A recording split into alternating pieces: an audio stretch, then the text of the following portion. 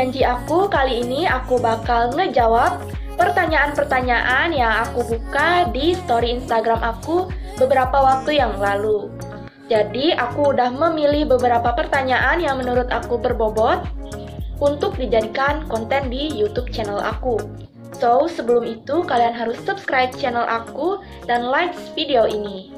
Jadi hari ini aku tuh ada waktu lenggang untuk ngejawab pertanyaan dan bikin video. Jadi aku nggak perlu nunggu lama-lama, aku langsung set kamera dan take video ini. Kita masuk ke pertanyaan yang pertama. Dari @prayudawansuri.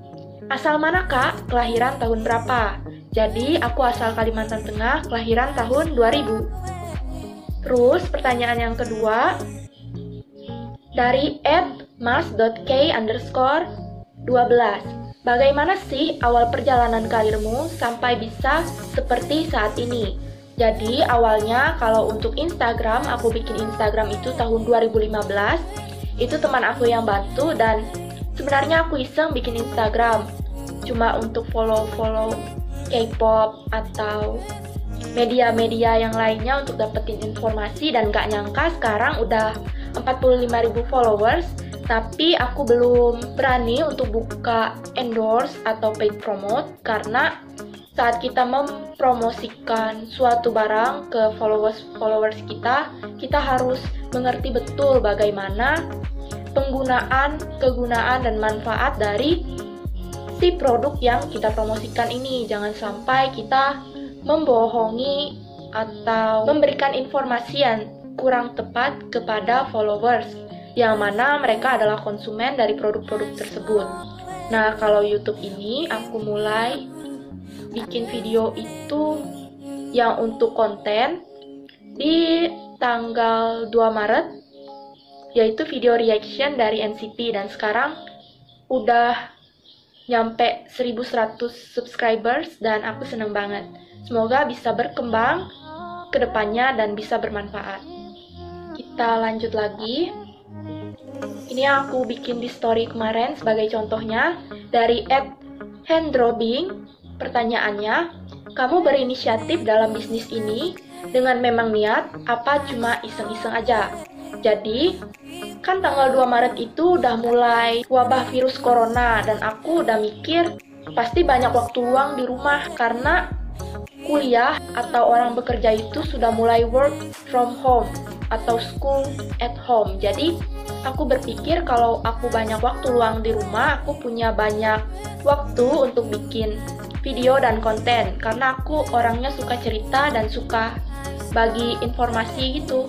Terus kalau lewat Instagram rasanya seperti kurang afdol karena kalau kita bikin story itu orang-orang nggak peduli tentang isi kontennya, tapi melihat wajahnya. Kalau wajahnya cantik pasti mereka tonton, mereka likes, tapi mereka nggak peduli isi kontennya itu apa gitu.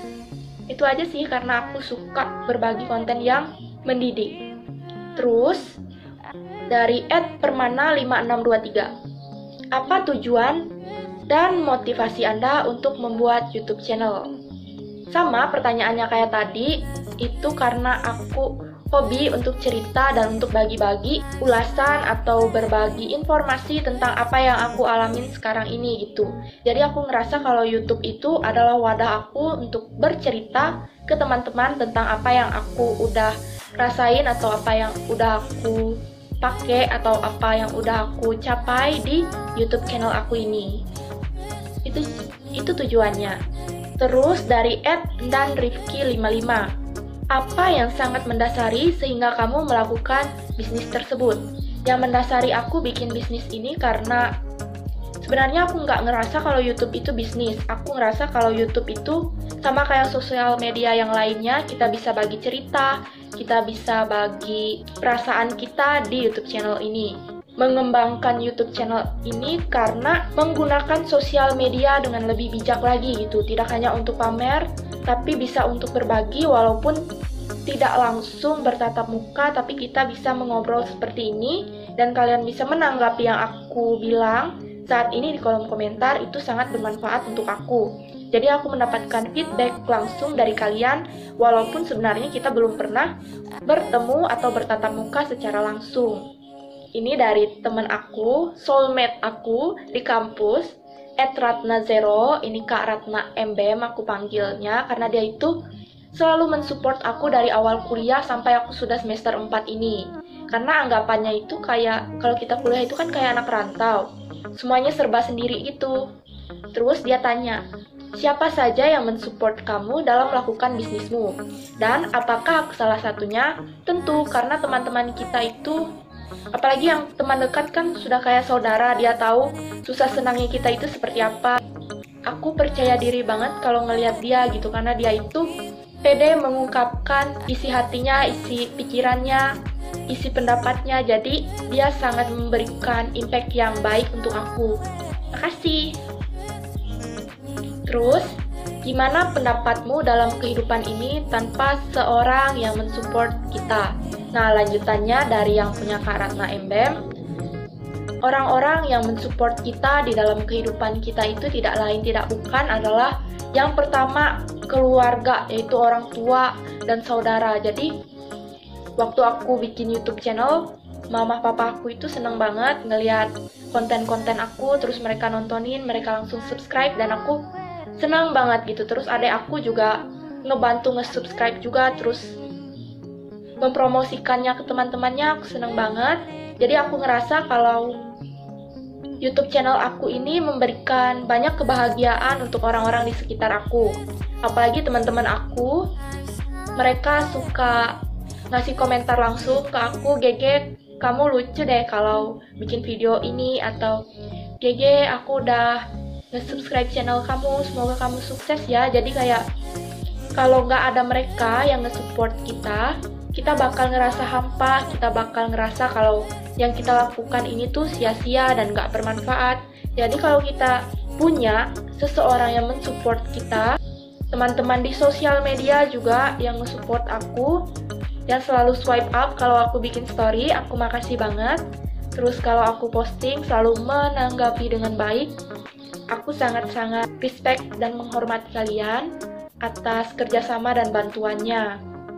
Ini kayaknya bukan pertanyaan, tapi kayak nasihat gitu.